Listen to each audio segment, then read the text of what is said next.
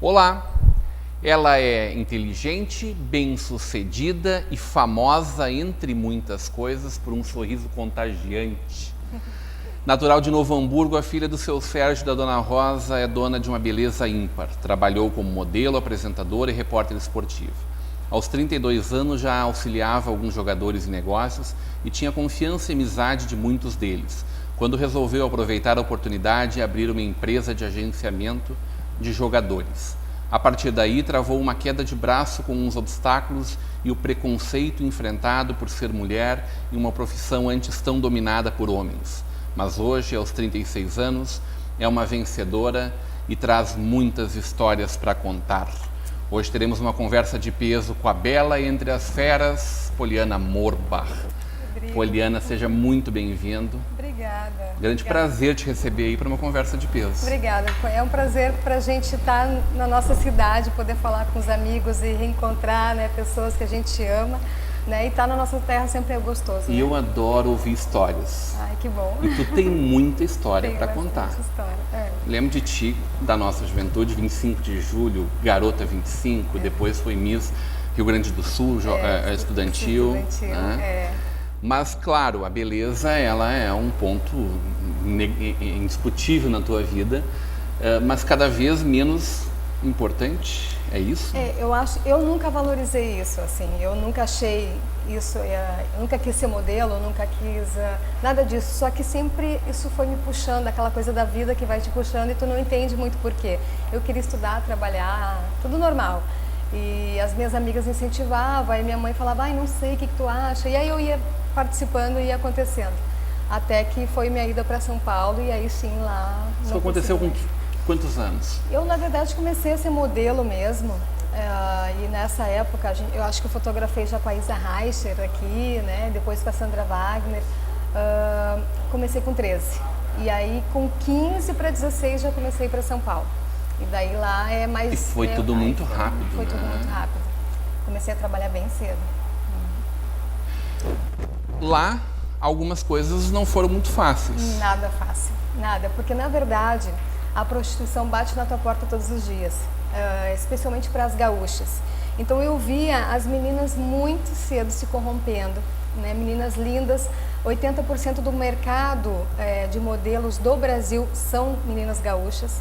Né? Então, assim, nós somos privilegiadas nesse sentido, mas também o alto índice de prostituição, porque existia muito assim, olha, tu quer ganhar R$150 e trabalhar o dia inteiro numa feira, a gente ainda te cobra 35% disso, ou seja, nada no final do dia, para tu ralar e pagar teu aluguel em São Paulo, que não é barato, e ainda sobreviver, ajudar a família, aquela coisa toda, ou tu queres 15, 40 mil reais, e aí isso envolvia programa, né?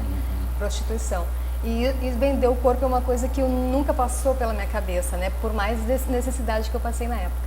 Né? Só que tu vê as tuas colegas ali fazendo isso toda hora, todo tempo, e muito rápido sobe, né? Porque isso é fato.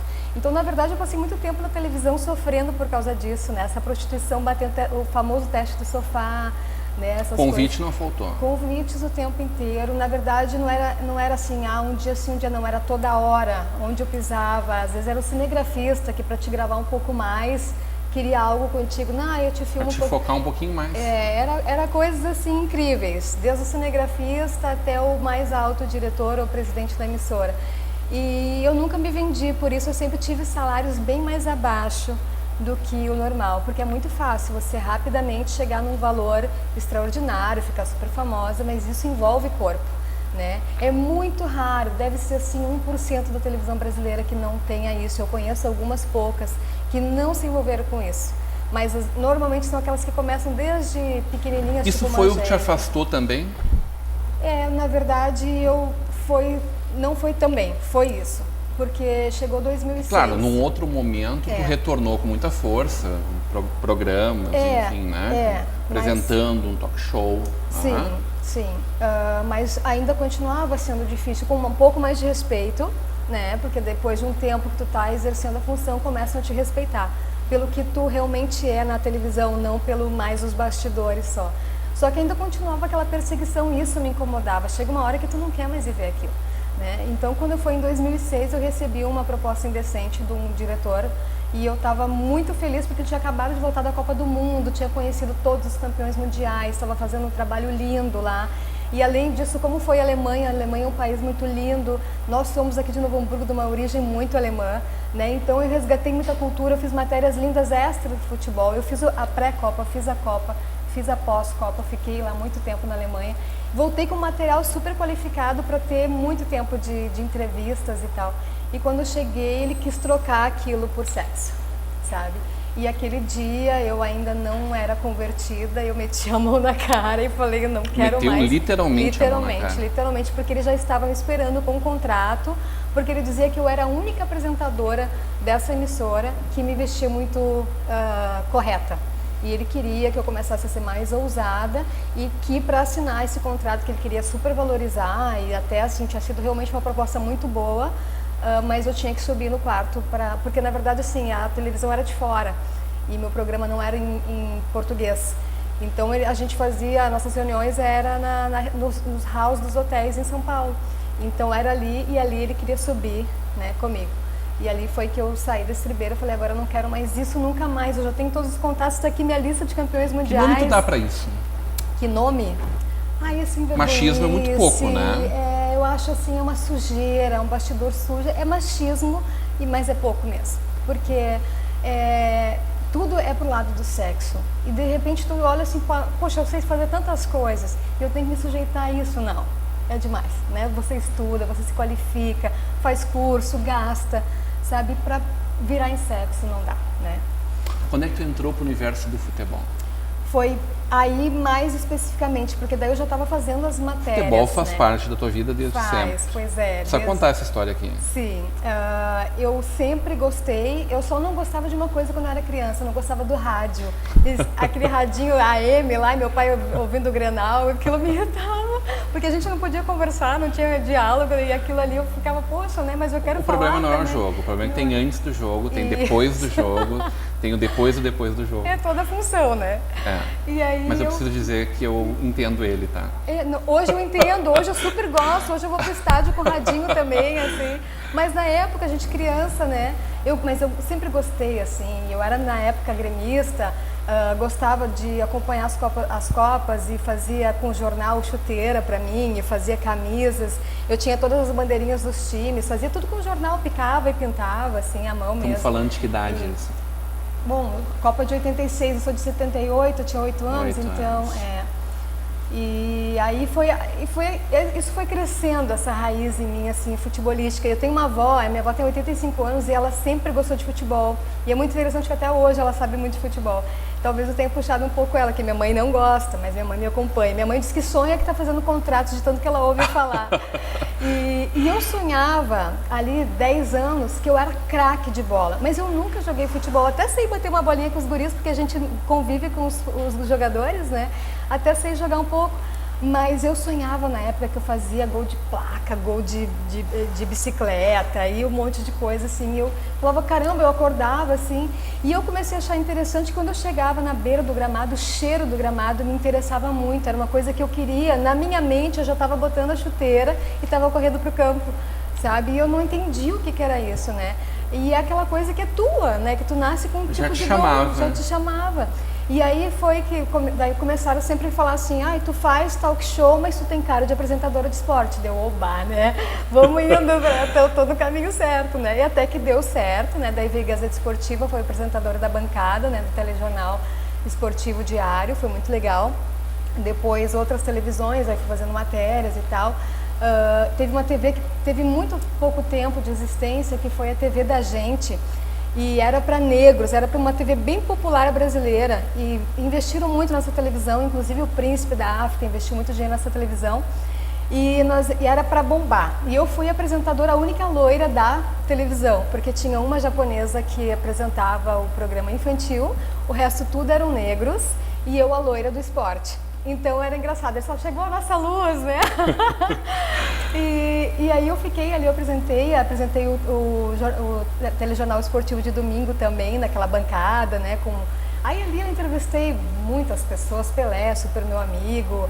São pessoas assim que tu fala assim, elas fazem parte da minha vida. A gente vê fotos tuas ao lado de todo mundo, né? Do Pelé, Neymar, Sim. a gente nossa aqui, do nosso universo aqui. Sim. Me parece que 2006 foi uma marca no futebol, um divisor de águas na tua vida, inclusive, né? Foi. Teve a oportunidade de estar ao lado de todos eles. De todos. Porque foi um convite daí, lógico, eu fui pela televisão, fui pelas duas televisões. Eu trabalhava nessa televisão da TV da gente, que era brasileira, e a outra Fox Sports. E quando eu fui para lá, eu sabia que eu ia ficar no hotel onde estavam todos os campeões mundiais. E era justamente... Era os 100 anos da Copa. Era os 100 anos da Copa. Então estava todo mundo ali vivendo. Todos vivos, né? Porque muitos, infelizmente, já se foram, né? Mas todos vivos. Então ali me deu um estalo, eu falei assim, poxa, eu tô aqui, eu vou entrevistar, mas se eu só entrevistar, morreu, eu não tenho um contato, nunca mais, né? Eu falei, eu vou fazer umas autorizações, quem quiser me dar autorização para eu trabalhar, e parece que aquele teu instinto, sabe? Aquela coisa que Deus fala assim pra ti, vai e faz, e tu não entende muito bem na hora. E eu peguei e fiz uma camaçada assim de autorização em inglês, e em toda a entrevista que eu terminava, eu arrancava coisas especiais deles, porque eles estavam acostumados de sempre responder as mesmas coisas. E eu gostava de responder aquilo que ninguém, de perguntar aquilo que ninguém perguntava. Então isso dava uma abertura para mim. E aí eles gostavam do que eu perguntava, e eu falava assim, então tá, tu assina pra mim, tu me autoriza a trabalhar a tua imagem, né? E aí fiquei amigo desses caras todos, assim, fantástico. Bom, toda aquela seleção de 94 estava lá. Eu tinha 15 anos em 94, eu era apaixonada, né? Aquela Copa foi fantástica, né? E aí tava ali Romário, Bebeto, Dunga, e tava Tafarel, né? Esses caras todos, assim, né? Tafarel é um ícone, né? Do gol, né? E então, assim, e fora os outros, né? Maradona tava, e então também peguei do Maradona, enfim, foi fantástico. E aí, a partir dali, comecei a trabalhar com esses caras.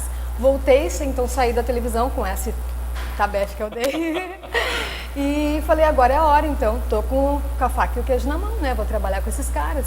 E eu tinha acabado de fazer a pré-copa em Madrid com todos os jogadores brasileiros do Real Madrid e também com o Beckham na época, que foi muito interessante. Eu cheguei no Brasil, todo mundo que parecia eu ser a Beckham, né? Porque todo mundo queria falar comigo, e aí, ele é cheiroso mesmo, ele é bonito. Eu falei, gente, eu tava tão concentrada que assim, o cara é bonito, mas eu não sei se ele é cheiroso, eu não fiquei, né?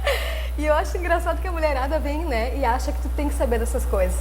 Né, a coxa dele, isso e aquilo. Isso pra mim, assim, o negócio era tão profissional que, claro, eu sou mulher, a gente vê, a gente percebe, mas eu percebia mais o estilo do que, assim, sei lá, eu acho muito chato tu vai fazer entrevista, ficar olhando, assim, né? Então... Era um momento para outra coisa. Era para outra coisa. Evidente. E aí foi Robinho, aí foi Júlio Batista, Cicinho, tava voando na lateral naquela época, pegou seleção também. O próprio Roberto Carlos, que eu trabalho até hoje. Então, o Roberto Carlos é um parceirão de uma vida, hein? De 10 anos. Desde 2005 nós trabalhamos juntos, porque daí quando eu fui fazer a pré-copa, em 2005, né, que era a Copa das Confederações, né, aí eu conheci ele lá em Madrid. E aí ele falou assim, pô, tanta coisa, né, ajuda os meninos, tu tem acesso a todas essas coisas, que tu tá no meio, só que eu tava na parte de reportagem. E só que eu tinha muito acesso a Nike, Adidas, essas marcas que patrocinam esses meninos. E aí eu falei, não, deixa eu te ajudar, assim, de boa. E começou a dar certo. E ali eu vi que, opa, peraí, alguma coisa está acontecendo aí. E quando eu saí, então, que eu voltei, que daí eu peguei essas autorizações e estava no Brasil, a Nike e a Adidas, elas têm um evento anual, muito bacana, que elas contratam os campeões mundiais e dali tiram novos jogadores. E eu contratei daí 10 campeões mundiais para um e 10 campeões mundiais para outro. Foi meu primeiro evento e já foi um grande evento que eu fiz com a minha própria empresa. E dali eu achei muito interessante porque os caras falavam assim, mas tu sabe mais do que nós dos meninos bons de bola. Então foi interessante porque ali eu comecei a trabalhar com os meninos, os garotos daí. Quero saber como é que fica a paixão pelo Grêmio aí, mas isso, inclusive, vamos falar muito dessa tua nova vida logo depois do nosso intervalo. Hoje numa conversa de peso com Poliana Morba.